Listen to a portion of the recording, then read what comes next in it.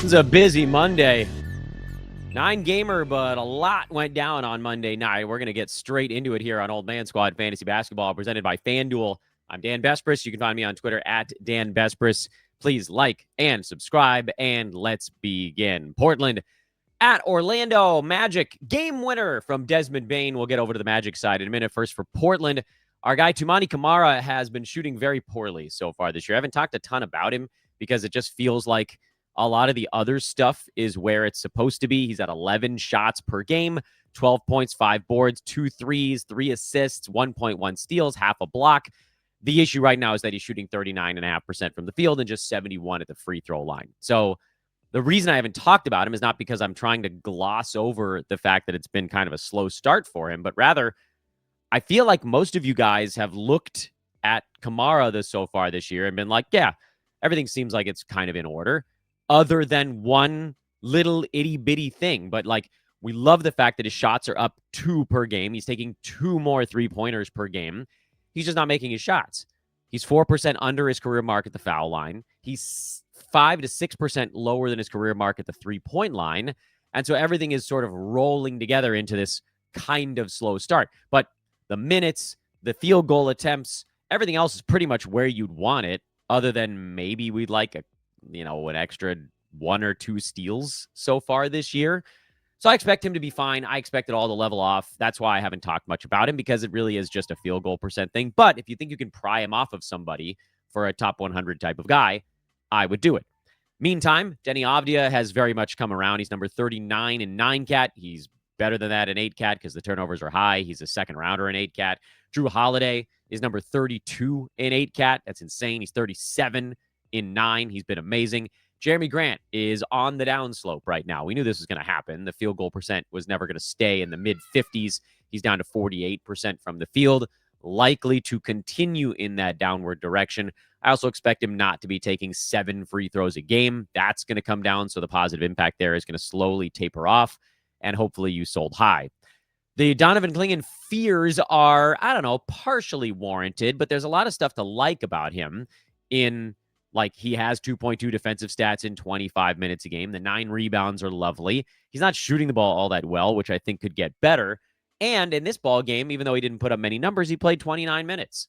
So I'm not really worried about it. Like, you have to play the large numbers game with the Blazers. And when you look at individual moments or a week here and a week there, you're just kind of not doing that. So everything's fine.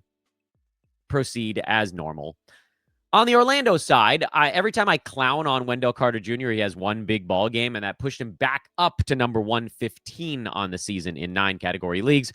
All of his numbers are right where we expected them to be. 12 points, 7.5 rebounds, a little under a steal, a little under a block, about a 3-pointer, tiny bit more than a 3-pointer, 52% from the field, 76 at the foul line. Like, this is who he is. He's a top 115 center who has a big game every once in a while, mostly has kind of middling. The kids use the word mid. I don't, because I'm old. But that's what he is. He's a 3rd to 4th string center. If there's a need for that on your fantasy team, have at it. If there isn't, don't have at it.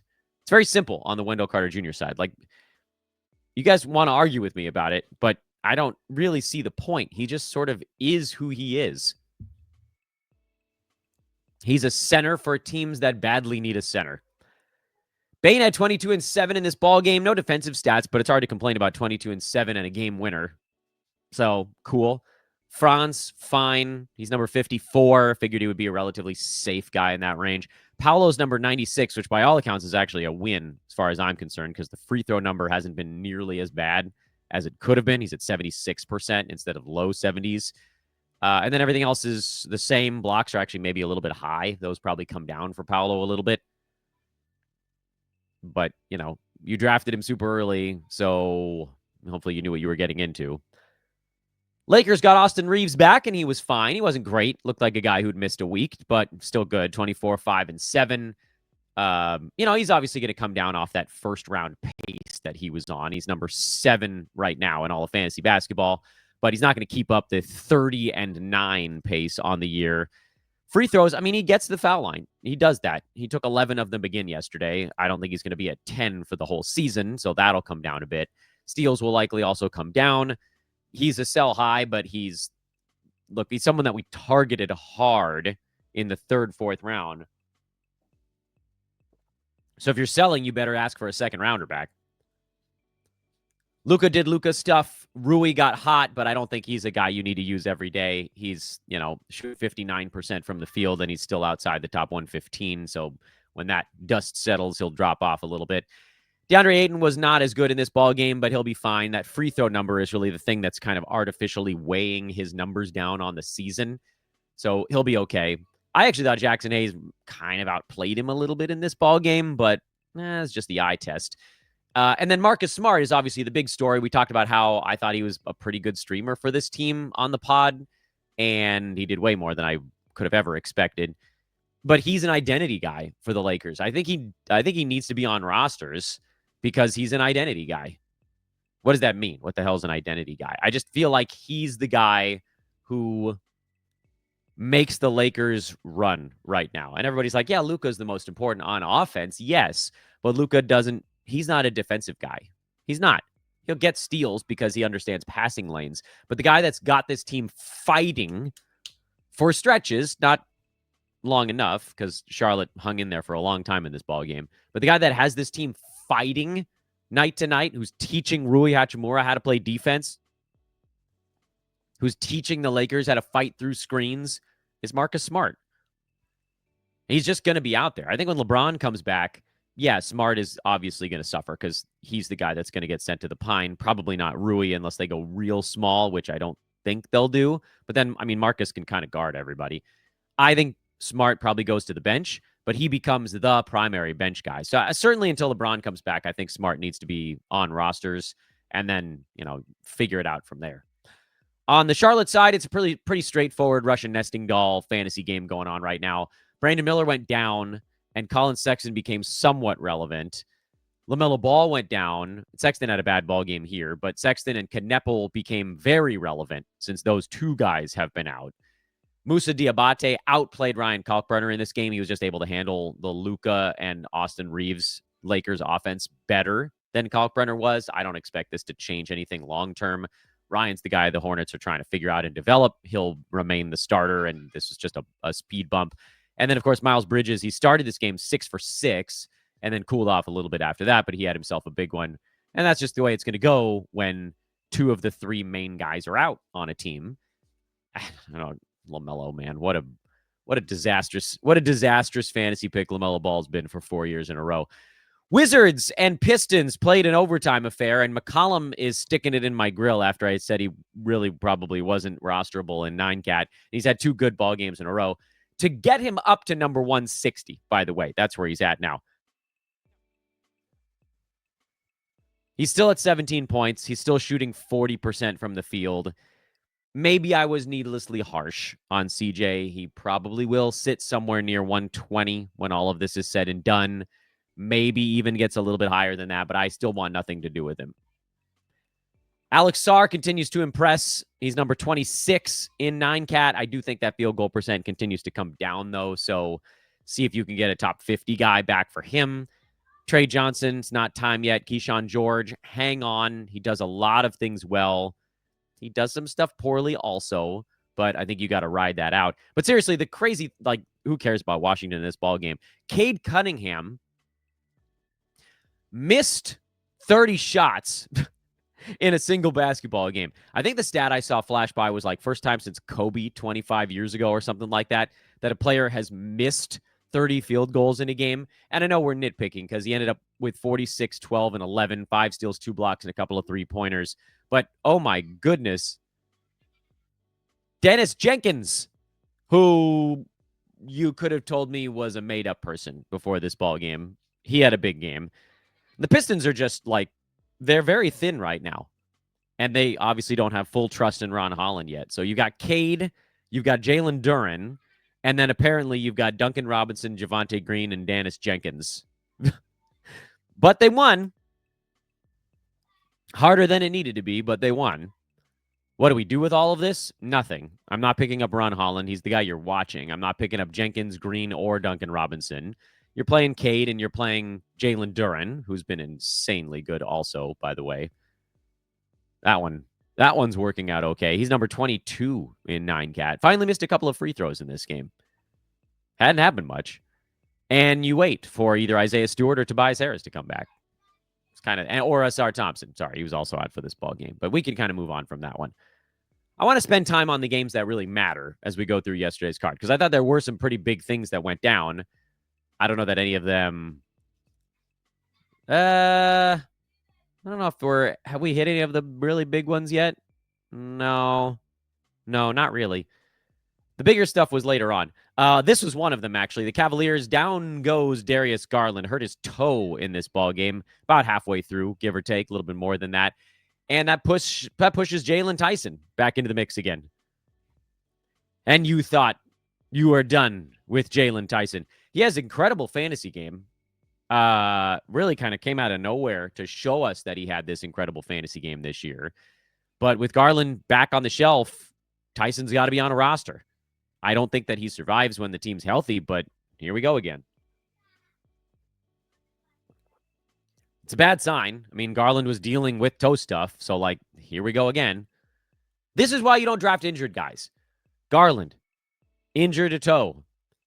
Jalen Green, injured a hamstring. These guys try to ramp up really fast. It's not that they came back too soon either. It's that, you've got to ease into it. It's got to be a slow process. It's so easy to re-aggravate a thing. If you're listening to my show and you're in your 20s, you haven't had this problem yet. 30s, you might. 40s, you definitely have.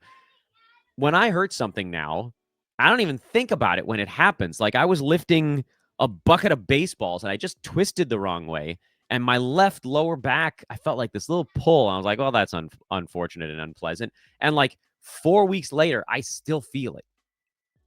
It just doesn't, these things don't fix. Now, obviously, Darius Garland's not in his 40s, but also I'm not playing in the NBA. The strain that they're putting their bodies under is much higher than what I'm doing. And you have to be 100% coming back to play in the speed and physicality of the modern NBA, or something bad's going to happen. And here we go again. So, if you have Donovan Mitchell, great. He's going to do as much as he possibly can. DeAndre Hunter is going to get all he can handle. Jalen Tyson's going to do enough. Mobley and Jared Allen are going to get a little bit extra, just the way it was the first 2 weeks of the season. So long, Darius Garland. We hardly knew ye. Jaime Jaquez continues to rumble along for Miami, even with Norman Powell back, which was kind of a good one. And that's the beauty of an injury streamer, is you don't have to drop them the second it seems like something might turn sour. You wait until afterwards. Jaquez is still shooting 58% from the field. I don't know how this is still happening, but it's still working.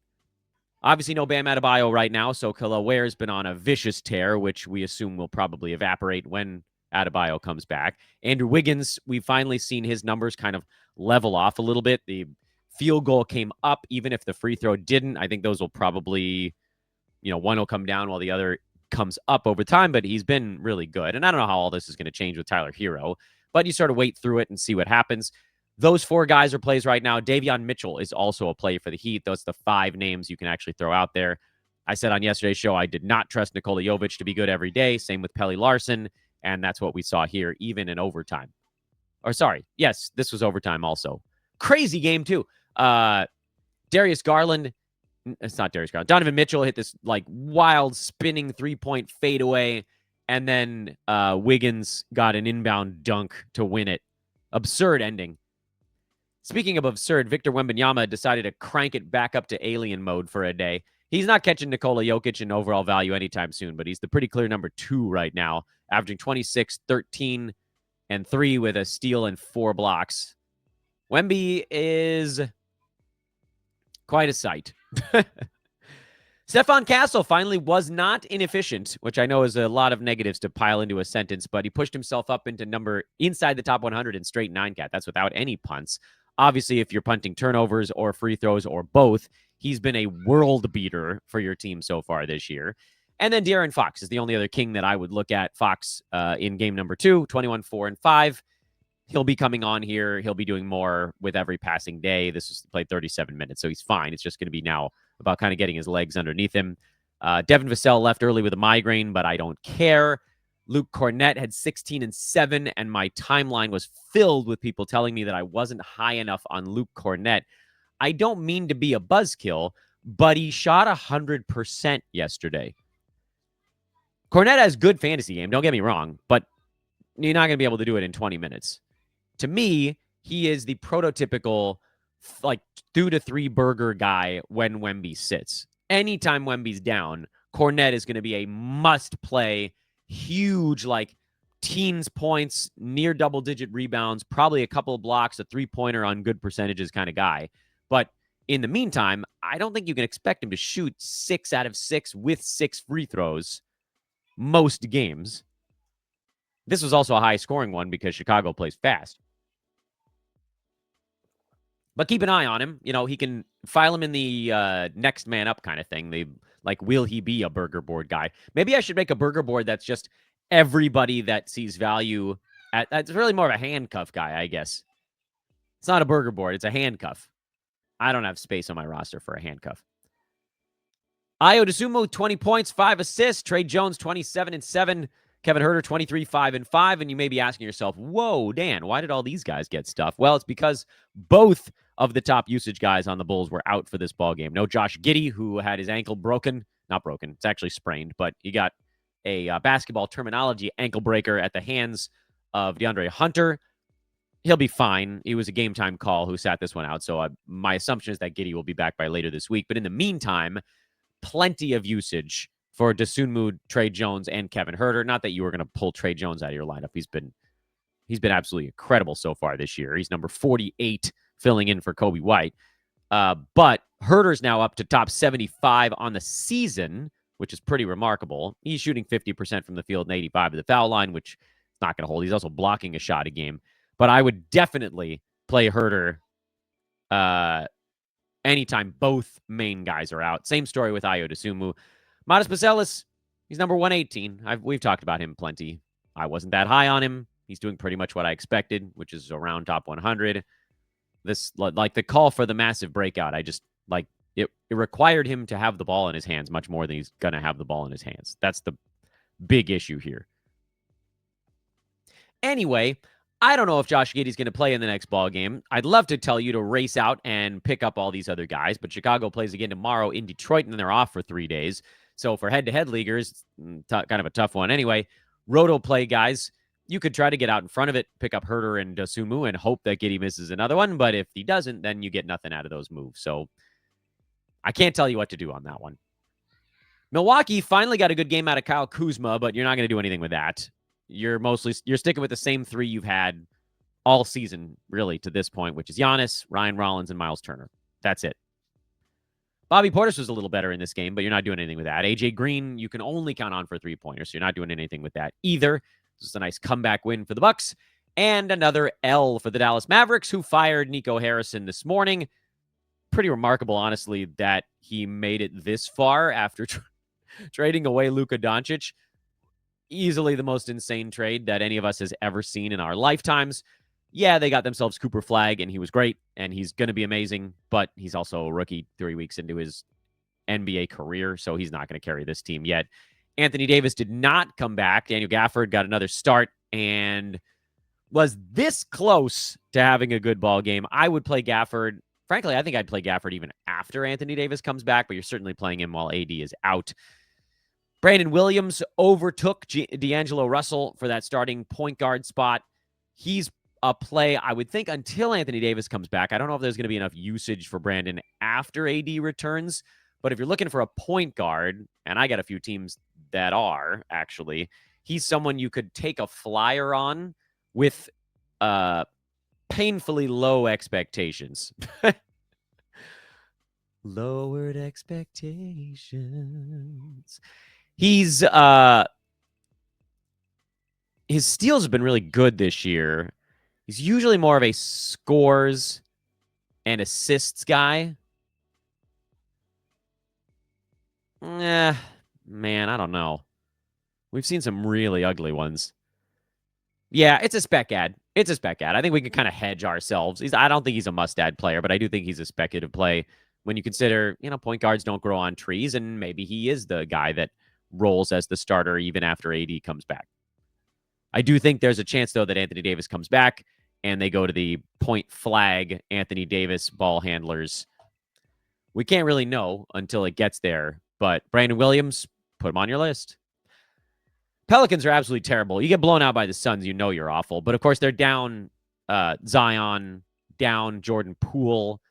And supposedly Yves Missy was back for this game, but he didn't play, which was super confusing. I guess he wasn't all the way back, which meant Derek Queen got another 25 minutes. And this is one of those ones where you can't specifically tell your listeners what to do, because I tend to be someone who shies away from stash type players. I want to use all of my roster slots in the moment. Derek Queen looks very interesting. I certainly can't take that away from him. We've seen that he has the ability to get assists. He's a good passing big man. Steals are solid. He boards relatively well, but his percentages are not all that great. And I don't expect him to get particularly good on a team that doesn't have good point guard play. And also he's a rookie. So that's going to be a thing that holds him back. If the Pelicans pull the plug on this season at some point, which I think we kind of assume they will eventually, then he immediately becomes a must-play guy. In the meantime, we're down 3 projected starters for this team. So it makes it pretty hard for me to say, oh yeah, this is a thing that's definitely going to stick. My best guess, and you guys do with this as you see fit, is Yves Missy plays at some point later this week. Zion by some point next week. Jordan Poole probably also by some point next week. And then Queen probably doesn't get 20 minutes a game after that, at least not for a little while. So if you pick him up now, you might get a handful of games where he's playing 25 minutes and he's posting lines that are decent but not outstanding, like pretty good fantasy stuff going on for him right now. But then there's almost definitely going to be a dip coming before the eventual ascent maybe close. I don't know if it's going to be closer to the All-Star break. That's still a long way from now. So my teams, I did not pick him up. It's not because I don't like him. It's just because I don't want to ride the down up over the next few weeks or months. If you don't mind, and maybe for head-to-head, it's a little bit easier to do it because you're like, well, I'm just going to get like some little bits of stuff, as opposed to Roto, where it's like, that's just a dead roster spot until he's consistently playing 27 minutes a ball game, which we don't know when that's going to happen, if at all. Probably will, but we don't know. So that's why my side, as more of a Roto guy, I'm probably not doing it. If I was more of a head-to-head guy, I might be more inclined to do it. Sadiq Bey, he's really only good for points and a couple of rebounds, so I don't think you have to do anything with him. Jeremiah Fears, we've talked about him 100 times now in 3 weeks. Head-to-head only. No chance I'm touching him in Roto. Herb Jones, I mean, honestly, I think he needs better players around him. Nobody can get him open. He's no good to us if he can't ever be open on offense. So he's not getting to do what he wants. Also, he's on a terrible team that's getting blown out. So what's the impetus to go play lockdown defense? There isn't much.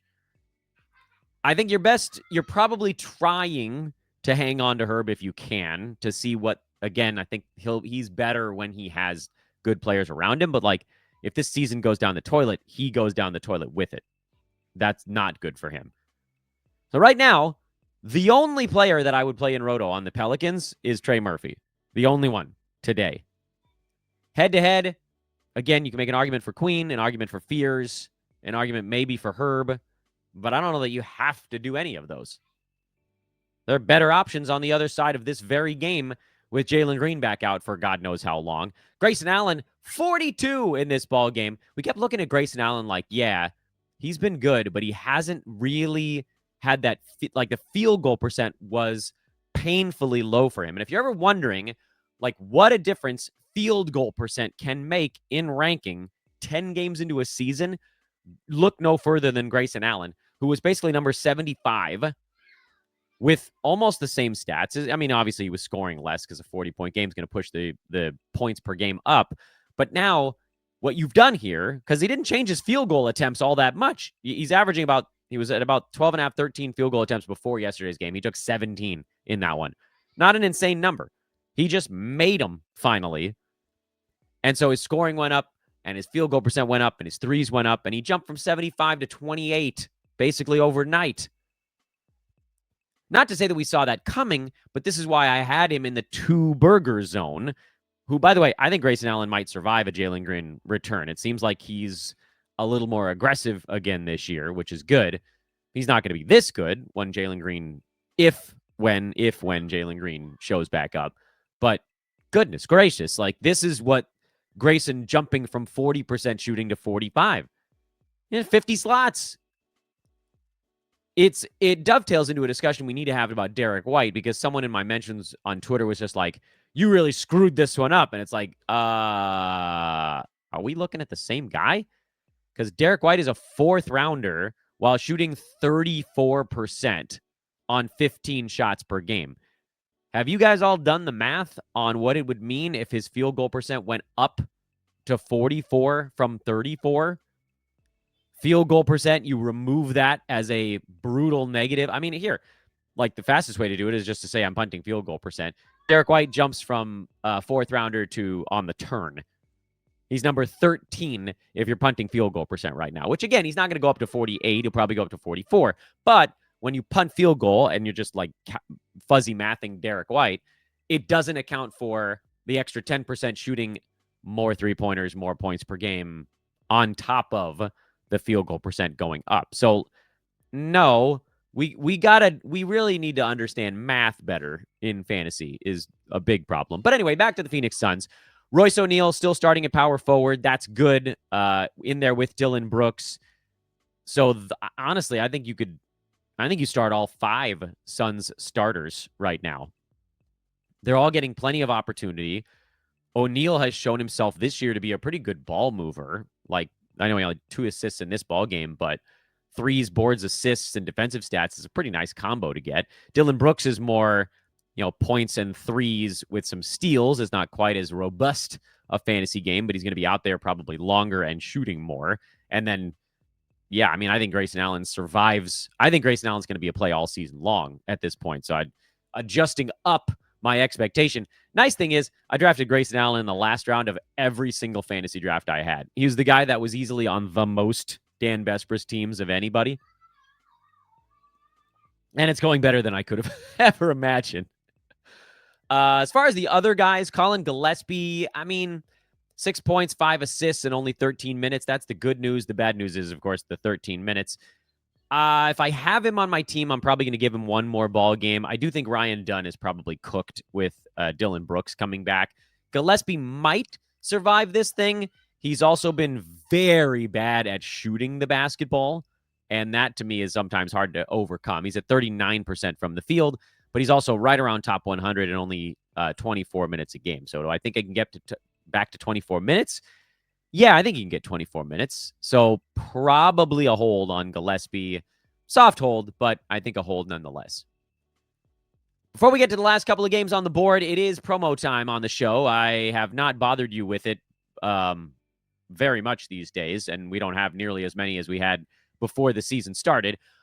But we do have a couple of things, and they're all in the show description. So make it easy on yourself and just go look at the show description, whether you're looking at it on YouTube or on a traditional pod or whatever, and it's all lined up. If you're watching on YouTube, you can become a $1 YouTube member. What do you get? I figured out yesterday, by the way, how to answer questions from the $1 members. So that is actually something you might be able to get. I can't promise that it's going to be fast, but I can promise that I will eventually see them because I finally figured out how to do it. I'm learning, guys. I'm learning with you. So if you become a member on YouTube and you post a comment on a YouTube video, I've now figured out how to sort by member comments. So I'll see it, and it might take me a day or two to get to it, but usually I will get to those things unless they become overwhelming. If there's only a handful of you that have actually signed up for the YouTube membership so far, and if a lot of you suddenly do it and start asking a bunch of questions, then nobody's going to get their questions answered. So this only works while there's only a few of you, but I now know how to do it. So, points for me for old man figuring it out. It's 99 cents. It doesn't technically entitle you to anything, but I can now see if you guys put a comment on a show, so that's kind of fun. Also, subscriber pod coming to both YouTube members and Patreon members. Also, by the way, that's only $1 too. I set it as low as any of these sites would let me do it. because I don't want you guys to give a bunch of money. I don't think that's what fantasy needs to be. I don't specifically want your money. I want to make enough money on podcast revenue alone to be able to do all this stuff for free forever. But right now, we're only in our second season here at Old Man Squad. It's not quite enough yet. I do think we're going to get there. In the meantime, I got to figure out a way to not be a net negative, and that's basically what this is, the Patreon and the YouTube membership. So if you have a buck, consider it. If you want to get a question answered on YouTube, that's probably a way to get that done. But honestly, I think it'll be more fun for you guys to listen to a subscriber pod, which I'm going to try to do with analysts and friends and my kids and whatever. I think that'll be very silly. Also, check out my Twitter at Dan Bespris. Like, rate, and subscribe to the podcast, however you're taking in the content. And check out the free Google Sheet as well as our free Discord, where some of my recaps are. The rest of them, of course, are over on Twitter. And finally, this show is brought to you by our friends at FanDuel and the FanDuel Sportsbook. Make sure to cruise on over to the FanDuel Sportsbook if you're going to get down on some action today.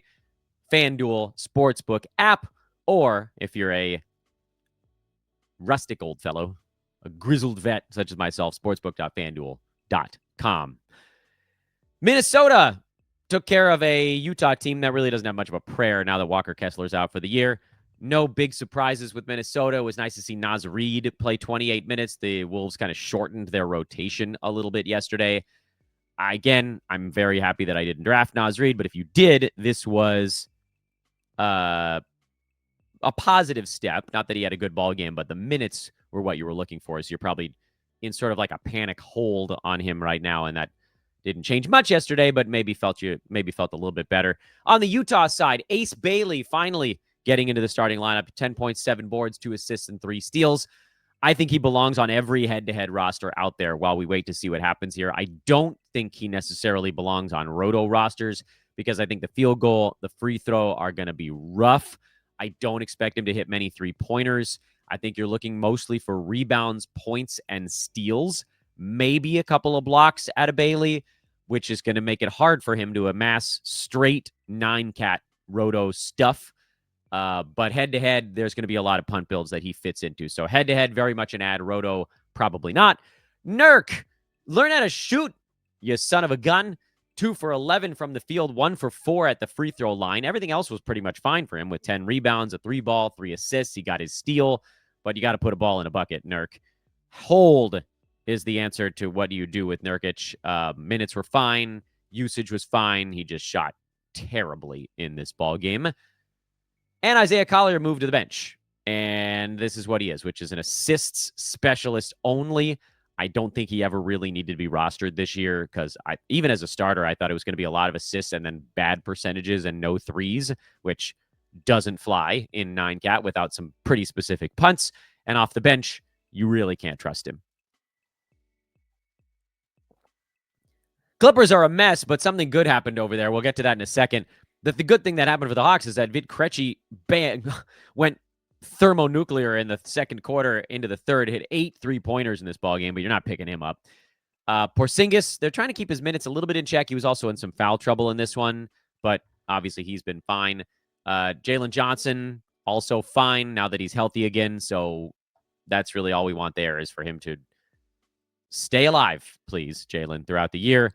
I think the Hawks, I mean, it's possible that this is Porzingis on the Hawks, 27 minutes to try to keep him fresh. I don't know. Onyeka Okongwu has tumbled down the boards lately because he's forgotten how to shoot. 47% from the field, 69 at the free throw line. He's actually in a bit of a buy low posture on the bad shooting right now. Think about it. Dyson Daniels has been a big winner with Trae Young going down. The assists and usage have come way up for him. So the buy low there is likely dead. Someone was yelling at me on Twitter. Multiple people were yelling at me on Twitter about how I was way too low on Zachary Reese-Shea. And I was like, dude, do you guys really think he's going to shoot 50% all year? Exhibit A. He shot like Yusuf Nurkic. Points leagues only on Reese-Shea.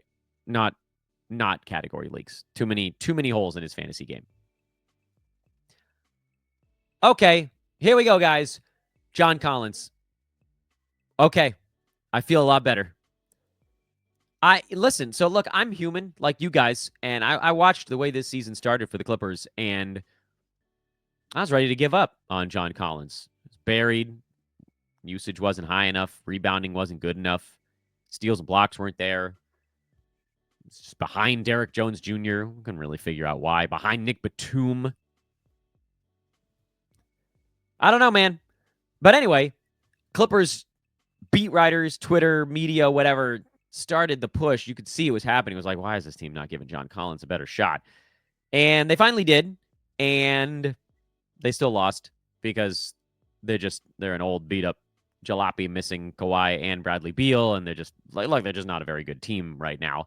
But Collins got 11 shots, got 7 rebounds, got a steal, block, and a 3-pointer. This is all the stuff that we were waiting for. So, yeah, I mean, this is really good news overall. I was very, very, very close 3 days ago to saying I screwed the pooch on this one. Big miss, but now I don't think I missed anymore. I think we're about to get a good run from Collins going forward. I think it's going to help him as the Clippers get healthy because he'll be open more often. And I think he's just going to get more comfortable doing stuff every single day that he's there. So great news on the John Collins front. He's now a starter. I expect this to continue for some amount of time. And if the Clippers have any success with him as a starter, then he'll probably stick as a starter. Now I'm expecting John Collins to see his rank climb up the board. He's in that 150, 160 range right now in 25 minutes with no real defensive stats to speak of. That's going to work its way up the board. I expect him to be well inside the top 100 as a starter. And this one, no longer must I take an L. Thank goodness. That was real close to an L. I'm always going to be honest with you guys. That was very close to an L. I was mostly resigned to saying, well, we missed that one. But we're saved. Just needed to wait 3 weeks for the Clippers to figure out that he shouldn't be playing 24 bench minutes. How about a lightning round recap to finish off today's episode of Old Man Squad Fantasy Basketball? You say, how about it, Dan? Lightning round recap. Austin Reeves is back. Smart had 7 steals, and he can be streamed. Ryan Kalkbrenner is a hold. Cade had a crazy ball game. Darius Garland re-injured, so Jalen Tyson is the streamer. Josh Giddey was out yesterday, but will he be out again? And if he is, Io and Herter are the guys you want to stream. Brandon Williams is probably an ad with him passing D'Angelo Russell for that starting point guard job, but also we've seen the Mavs kind of bounce between a lot of different looks so far, so I don't want to say that this is some sort of magical fantasy team fix. Derek Queen, I can't break that one down quickly. If you listened earlier in the pod, you got what we're saying here. Grayson Allen, awesome. Probably a rest of season guy. Dylan Brooks, Royce O'Neal, all solid streams right now. Gillespie is right on the cusp. Naz Reid got more minutes, but he's been terrible. You're still panic holding at this point.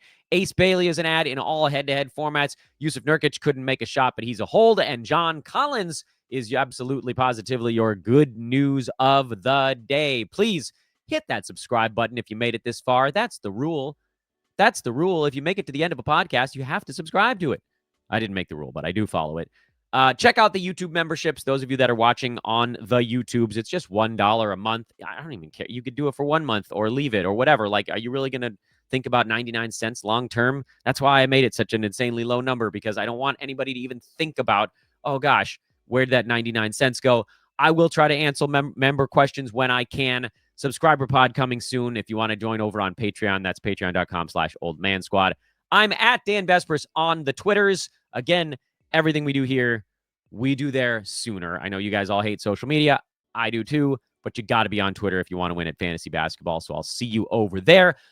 If we have time, it's a holiday. Happy Veterans Day, everyone. Thank you for your service, veterans. We're trying to do an injury board show. That's what we've been doing on Tuesdays, but time is a bit shorter today because, again, kids are off school. So you get it when you get it.